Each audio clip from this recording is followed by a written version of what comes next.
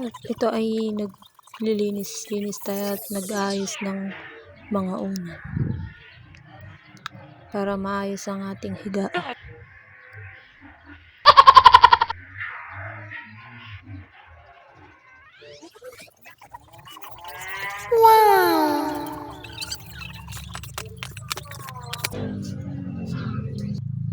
Pagkatapos namang linisin ang higaan ay susunod naman natin ang taas ng Durabox para maayos-ayos ang mga gamit dito.